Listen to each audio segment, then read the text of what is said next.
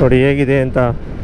ಇದು ಮೊನ್ನೆ ಯಾವುದೋ ಇನ್ಸ್ಟಾಗ್ರಾಮಲ್ಲಿ ನೋಡಿದೆ, ಈ ಬ್ರಿಡ್ಜ್ ಹತ್ರ ಯಾವುದೋ ಲಾರಿ ಆಕ್ಸಿಡೆಂಟ್ ಆಗಿದೆ ಅಂದ್ಬಿಟ್ಟು.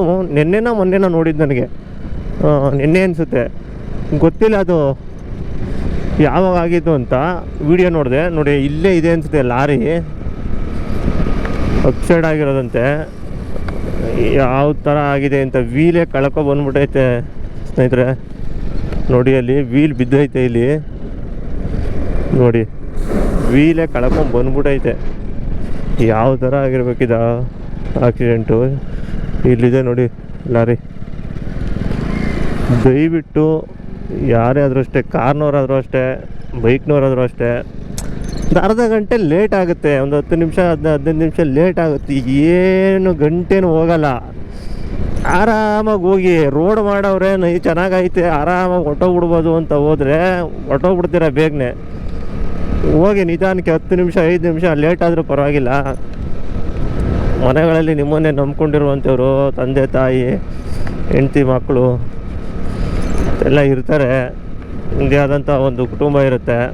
ಸ್ವಲ್ಪ ಯೋಚನೆ ಮಾಡಿ ಆದಷ್ಟು ಹುಷಾರಾಗಿ ಹೋಗಿ. ಅಂದ್ಬಿಟ್ಟು ಹಿಂದ್ಗಡೆ ಬಂದು ಹೊಡೆದ್ರೆ ಏನು ಮಾಡೋದು ನಾವು ಅಂತೆಲ್ಲ ಪ್ರಶ್ನೆ ಮಾಡಬೇಡಿ. ಅದು ವಿಧಿ ಲಿಖಿತ, ಏನೂ ಮಾಡೋಕ್ಕಾಗಲ್ಲ. ಹಿಂದ್ಗಡೆ ಅವನು ನೋಡ್ಕೊಬಂದ್ರೆ ಆಗುತ್ತೆ, ನೋಡ್ಕೊಬರದೆ ಹೊಡೆದ್ರೆ ನಾವೇನು ಮಾಡೋಕ್ಕಾಗಲ್ತು ಅಂಥ ಪರಿಸ್ಥಿತಿಲಿ. ಆದರೆ ನಾವು ಕರೆಕ್ಟಾಗಿ ಹೋಗೋಣ. ಅತಿ ಸ್ಪೀಡಾಗಿ ಹೋಗೋದು, ಏನೋ ಆಗೋದು ಇದೆಲ್ಲ ಬೇಡ. ನೋಡಿ ಈಗ ನಮ್ಮ ಗ್ರೀನರಿ ಲೋಕಕ್ಕೆ ಬಂದು ಹೇಗಿದೆ ಗ್ರೀನರಿ ಅಂತ ಕಾಣಿಸ್ತೈತೆ ಅಂತ ಅನ್ಕೋತೀನಿ. ಎಲ್ಲ ಇನ್ನು ಮುಂದೆ ಕೊಳ್ಳೇಗಾಲ ಬಿಟ್ಟಾದ ಮೇಲೆ ಸ್ವಲ್ಪ ಚೆನ್ನಾಗಿ ಕಾಣಿಸುತ್ತೆ ಎಲ್ಲ. ಬನ್ನಿ ಹೋಗೋಣ ಸ್ನೇಹಿತರೆ. ನೋಡಿ ಗ್ರೀನರಿ ಸಿಕ್ತು. ಎಷ್ಟು ಕಿಲೋಮೀಟ್ರ್ ನೋಡ್ರು ಗ್ರೀನರಿ. ಹಚ್ಚ ಹಸಿರಿನಿಂದ ಕೂಡಿದಂತಹ ಭತ್ತ ನೋಡಿ ಎಷ್ಟು ಸೊಗಸಾಗಿದೆ. ಹೆಂಗ ಕಾಣುತ್ತೆ ರೋಡಿದು. ಇಲ್ಲಿ ಗೊತ್ತಲ್ಲ, ಇಲ್ಲಿ 1 ಎಕರೆ 2 ಎಕರೆ ಎಲ್ಲ ನೋಡಿದೆಲ್ಲ ಫುಲ್ಲು. ಎಷ್ಟು ಎಕರೆ ಏನಂತ ಅಂತಾನೆ ಗೊತ್ತಾಗಲ್ಲ, ಅಷ್ಟು ಭತ್ತ ಬೆಳೀತಾರೆ. ಸಿಕ್ಕಾಬಿಟ್ಟೆ ಜಮೀನಿದೆ ಇಲ್ಲಿ. ಎಲ್ಲರೂ ಭತ್ತನೇ, ಬೇರೆ ಏನೂ ಹಾಕಿಲ್ಲ, ಎಲ್ಲರೂ ಭತ್ತನೇ. ಹಾಗಾಗಿ ನೋಡೋಕ್ಕೆ ಸಖತ್ತಾಗಿ ಕಾಣಿಸುತ್ತೆ.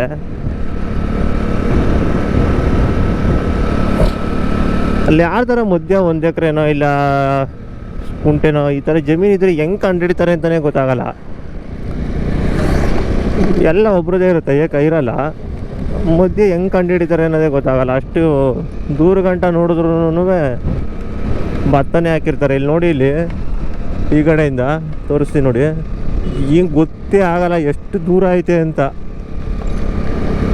ನೋಡಿ ಈ ಕಡೆನೂ ಅಷ್ಟೇ, ಫುಲ್ ಹಸಿರು ಎಲ್ಲ ಕಾಣಿಸ್ತೈತೆ ಅನ್ಕೋತೀನಿ ನೀಟಾಗೆ. ಫುಲ್ಲು ಹಸಿರು. ಆರಾಮಾಗಿ ಹಸಿರು ನೋಡಿಕೊಂಡು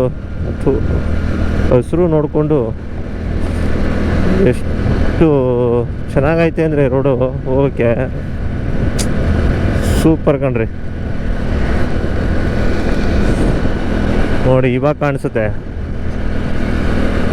ಯಪ್ಪ, ಅಲ್ಲೆಲ್ಲೋ ಬೆಟ್ಟ ಕಾಣಿಸ್ತಿದೆ. ಆ ಬೆಟ್ಟದ ಗಂಟನೂ ಗದ್ದೆನೇ ಇದೆ ನೋಡಿ. ಹಿಂಗಿದ್ರೆ ಸರಿ. ಇಲ್ಲ ಅದಕ್ಕೆ ಎಲ್ಲ ಮಿಷಿನು ಕುಯ್ಯೋದು, ಯಾರು ಮ್ಯಾನ್ಯುವಲ್ ಯಾರು ಮಾಡೋದೇ ಇಲ್ಲ. ಎಲ್ಲ ಮಿಷಿನ್ಗಳೇನೆ. ಭತ್ತ ಕುಯ್ಯೋಕ್ಕಾಗಲಿ, ಮತ್ತು ಹುಲ್ಲು ಕಟ್ ಮಾಡೋಕ್ಕಾಗಲಿ, ಮೂಟೆ ಮಾಡೋಕ್ಕಾಗಲಿ ಎಲ್ಲ. ಕೆಲವು ಟೈಮು ಹುಲ್ಗಳನ್ನ ಹಾಗೆ ಬಿಟ್ಟೇ ಬಿಡ್ತಾರೆ. ಇಲ್ಲಿ ಎತ್ತೋದೇ ಇಲ್ಲ, ಹುಲ್ಗಳನ್ನ ತೆಗಿಯೋದೇ ಇಲ್ಲ. ಯಾರೋ ಬೇರೆಯವ್ರು ಬಂದು ಎತ್ಕೊಂಡು ಹೋಗ್ತಾರೆ. ಕೆಲವರು ಅಲ್ಲೇ ಮೂಟೆ ಮಾಡಿಬಿಟ್ಟು ಅಲ್ಲೇ ಮಾರಿಬಿಡ್ತಾರೆ. ನೋಡಿ ಎಷ್ಟು ಹಸಿರಾಗಿ ಕಾಣಿಸ್ತಾ ಇದೆ, ಎಷ್ಟು ಚೆನ್ನಾಗಿದೆ ಅಂತ ಮಾತ್ರ. ನೋಡೋಕ್ಕೆ ಒಂದು ಖುಷಿ ಇದು.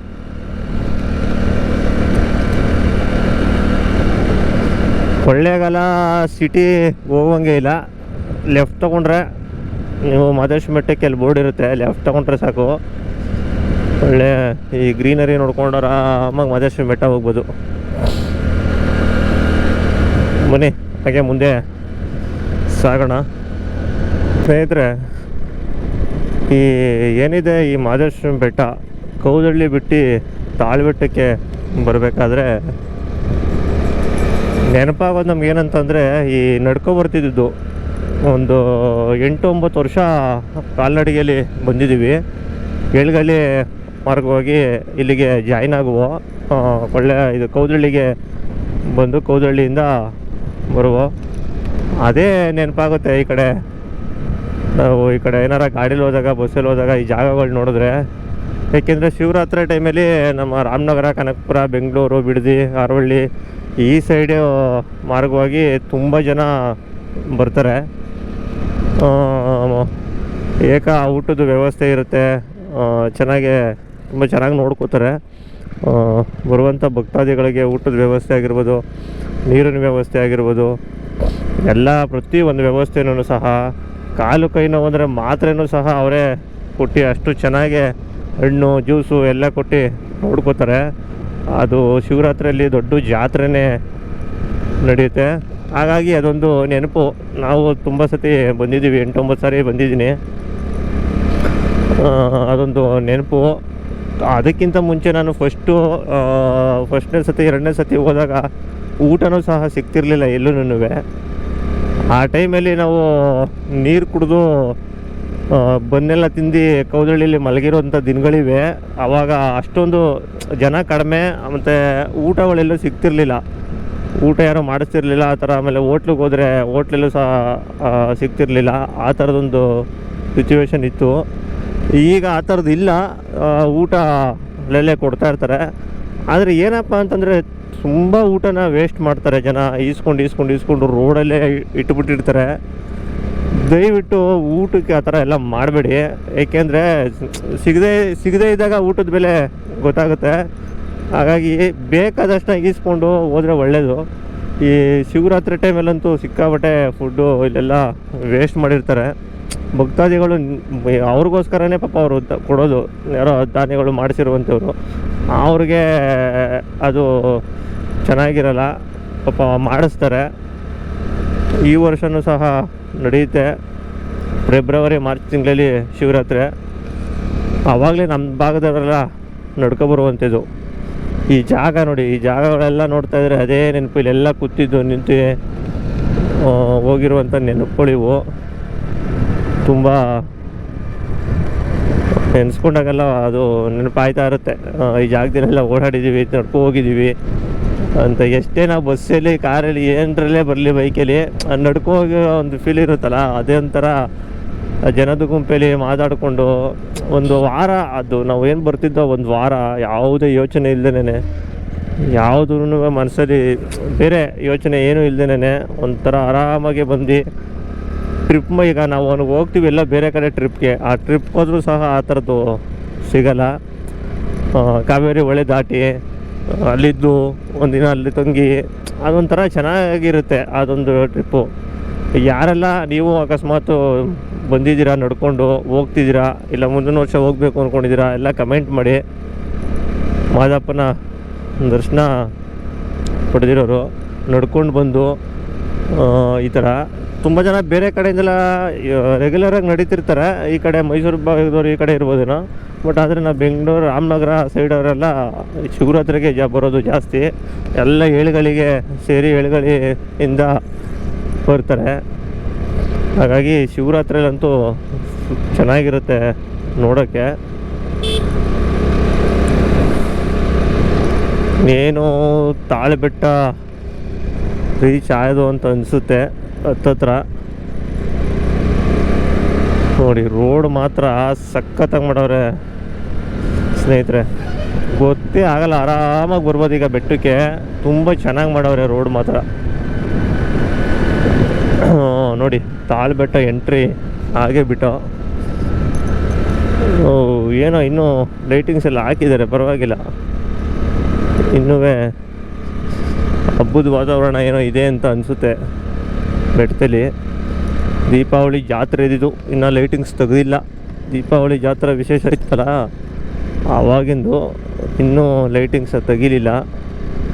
ಇಲ್ಲೊಂದು 5 ನಿಮಿಷ ನಿಂತು ಆಮೇಲೆ ಅಲ್ಲಿಂದ ಹೋಗೋಣ ಬನ್ನಿ ಸ್ನೇಹಿತರೆ. ನೋಡಿ, ಇಲ್ಲಿ ಭತ್ತ ಕುಯ್ಯೋ ಮಿಷಿನು ಯಾವ ಥರ ಪಲ್ಟಿ ಆಗೈತೆ ನೋಡಿ. ಇಲ್ಲಿ ಫುಲ್ಲು ಮೇಲಕ್ಕೆ ಹೋಗ್ಬೇಕಾಗಿರೋದು, ಇದು ಫುಲ್ಲು ಪಲ್ಟಿಯಾಗಿ ಹೋಗ್ಬಿಟ್ಟಿದೆ. ದಯವಿಟ್ಟು ಹುಷಾರಾಗಿ ಬರಬೇಕಾದ್ರೆ, ಇಲ್ಲಿ ಬೆಟ್ಟ ಹತ್ತಬೇಕಾದ್ರೆ ಭಾರಿ ಕೇರ್ಫುಲ್ಲಾಗಿ ಬನ್ನಿ. ಯಾಕೆಂದರೆ ಹೇಳೋಕ್ಕಾಗಲ್ಲ, ಗಾಡಿಗಳು ಆ ಕಡೆಯಿಂದ ಡೌನಲ್ಲಿ ಬರ್ತಿರ್ತವೆ, ನೀವು ಈ ಕಡೆಯಿಂದ ಹೋಗ್ತಿರ್ತೀರ. ಹುಷಾರಾಗಿ ಬನ್ನಿ. ತುಂಬ ಈಗ ಒಂದು ನಡುವೆ ತುಂಬ ಆಕ್ಸಿಡೆಂಟ್ಸ್ ಆಗಿದೆ ಈ ಮಹದೇಶ್ವರನ ಬೆಟ್ಟ ಹತ್ತಬೇಕಾದ್ರೆ. ಬಸ್ಗಳಿರ್ಬೋದು, KSRTC ಬಸ್ಸು, ಸಿವಿಲ್ ಬಸ್ಗಳು ಕೇಳಿದ್ದೀರ ನ್ಯೂಸು, ಇಲ್ಲಾಂದರೆ ನೋಡಿರ್ತೀರ ಸೋಷಿಯಲ್ ಮೀಡಿಯಾಗಳಲ್ಲಿ.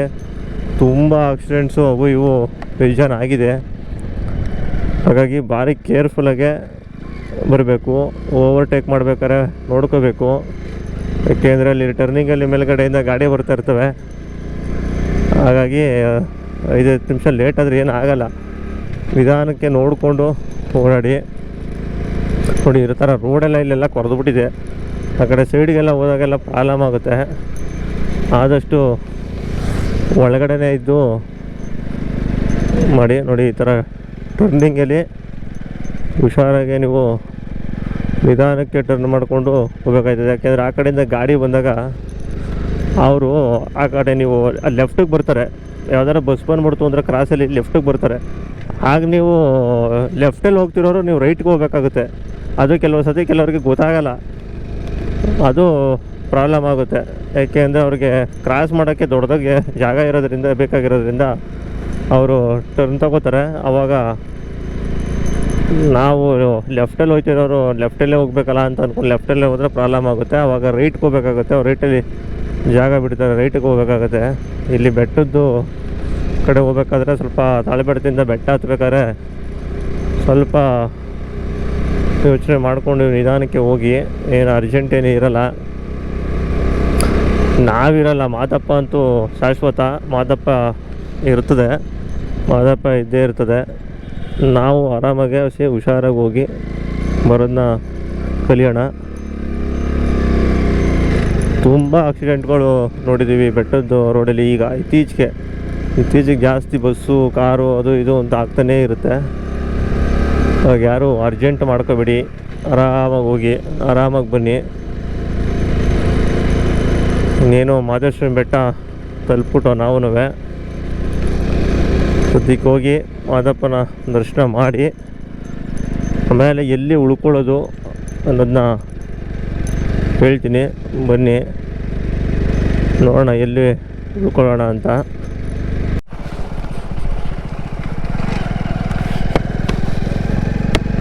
ಸ್ನೇಹಿತರೆ, ಮಹದೇಶ್ವರನ ಬೆಟ್ಟ ತಲುಪಾಯಿತು.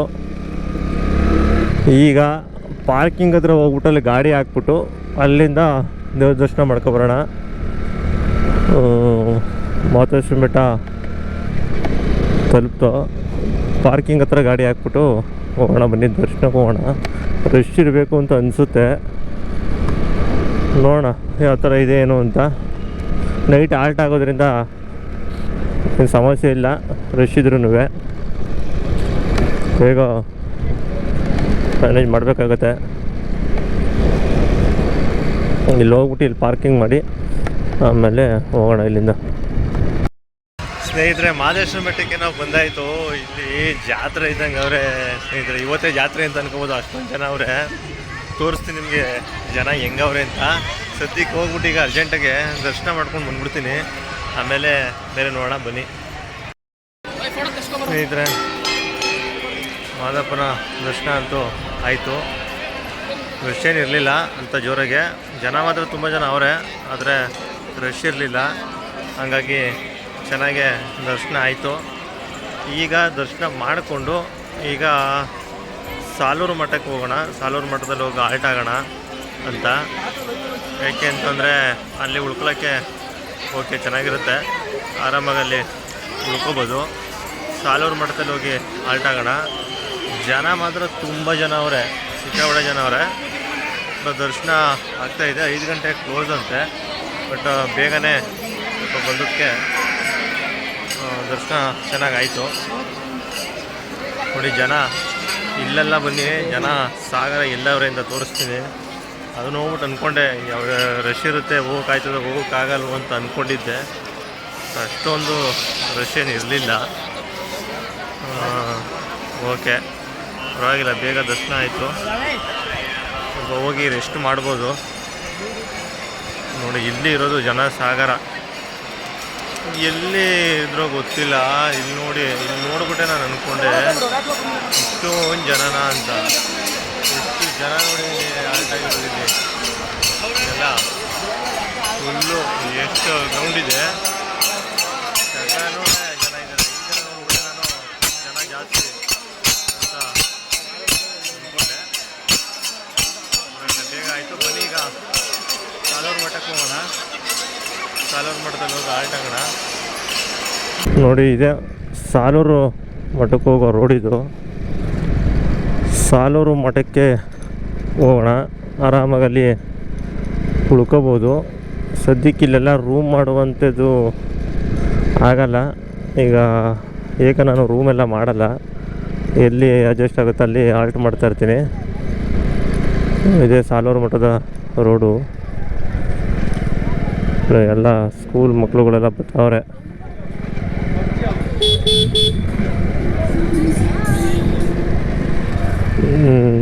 ಸ್ಕೂಲ್ ಈಗ ಬಿಟ್ಟಿದೆ ಅನಿಸುತ್ತೆ, ಎಲ್ಲ ಬರ್ತಾವ್ರೆ. ಇಲ್ಲಿ ಸುಮಾರು ಕಡೆ ರೂಮ್ಗಳು ಸಿಗ್ತವೆ. ಇಲ್ಲಿ ಈ ಕಡೆ ರಶ್ ಇದ್ದಾಗ ಈ ಕಡೆನೂ ಬಂದು ಮಾಡಿದ್ದೀವಿ ನಾವೇನೆ. ಇದು ಅಂತರಗಂಗೆಗೆ ಹೋಗೋ ರೋಡು. ಈ ರೋಡಲ್ಲಿ ನಿಮ್ಗೊಂದೇನೋ ತೋರಿಸ್ಬೇಕು.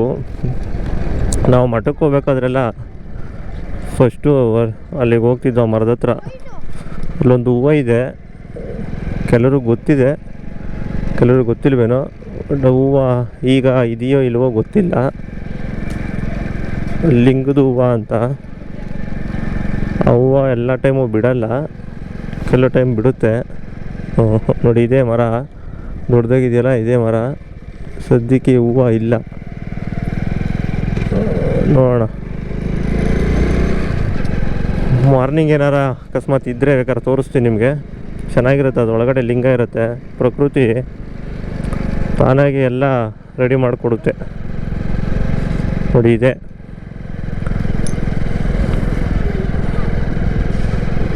ಇಲ್ಲೂ ಸಹ ಒಂದು ಪ್ಲೇಸ್ಗೆ ಹೋಗ್ಬೋದು ನೀವು. ನಾನು ಹೋಗಿದ್ದೀನಿ, ಒಂದು ವಿಡಿಯೋ ಹಾಕಿದ್ದೀನಿ ನಿಮಗೆ. ಇಲ್ಲೂ ಒಂದು ಪ್ಲೇಸ್ ಇದೆ. ಆ ಪ್ಲೇಸಿಗೆ ಬೇಕಾದ್ರೆ ನೀವು ಹೋಗಿ ಬರ್ಬೋದು, ಚೆನ್ನಾಗಿದೆ. ಯಾವುದು ಅಂತ ಹೇಳ್ತೀನಿ ಬನ್ನಿ ಎಲ್ಲ ವಿವರವಾಗಿ.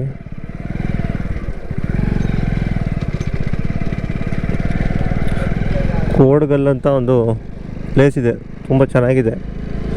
ಈ ಮಠದ ಹತ್ರನೇ ರೈಟ್ ತೊಗೊಂಡ್ರೆ ಅಲ್ಲಿಗೆ ಹೋಗುತ್ತೆ. ನೋಡೋಣ, ಹೋಗಿದ್ದೀನಿ, ವಿಡಿಯೋನೂ ಇದೆ ನೋಡಿ ಅದರಲ್ಲೆಲ್ಲ.